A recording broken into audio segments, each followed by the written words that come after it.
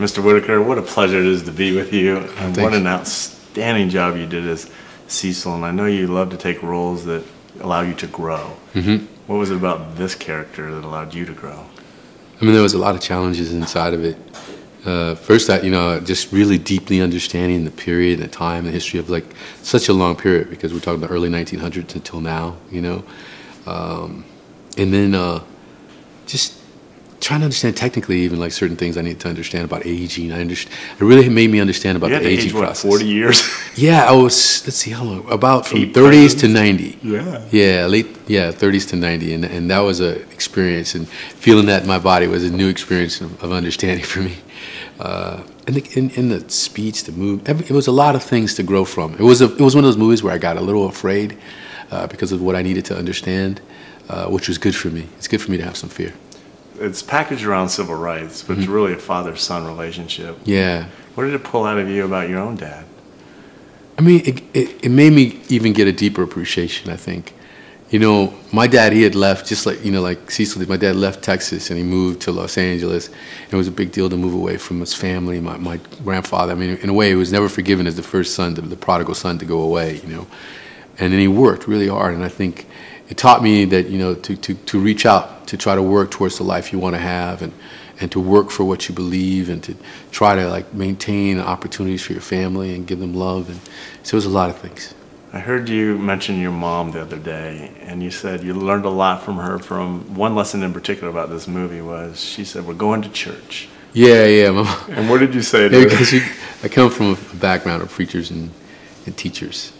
My mom's father is a preacher, Southern Baptist preacher for 50 years. He had a congregation and stuff. And as a little kid, Sunday, and you're thinking, oh, I don't want to get up. And I said, Ma, why do I have to go to church like you? Why do I have to go? And my mother said, you don't have to go to church.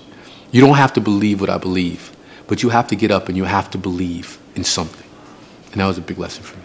And it served you really well. When you do these roles, and you've got the great director that you have and all the people on set, how do you stay in character and not even get wowed by some of the characters that are around you?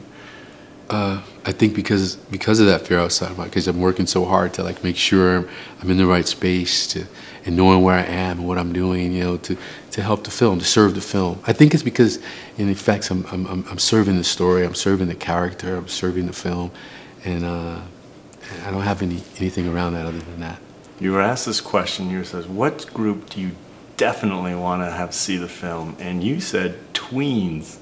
Right. Why do you think the tweens need to see this film? I think it's important. They're still building their identity, of course, but it's that age where people are dropping out of school. It's that age where people are trying to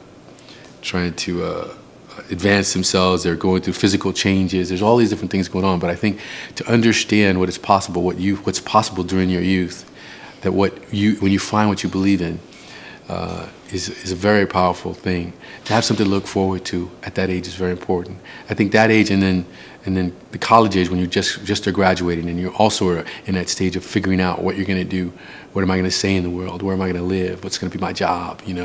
Those two ages are really, really great, and the movie kind of touches on that because we see youth moving forward. Well, I'm glad you believe in our youth, and to have you be behind them means a great deal. But as we wrap up, you're successful across the board, on and off screen.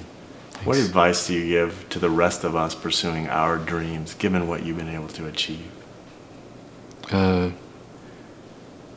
To try to get a mark on what you believe in, and to pursue that with truth, and to not waver from it.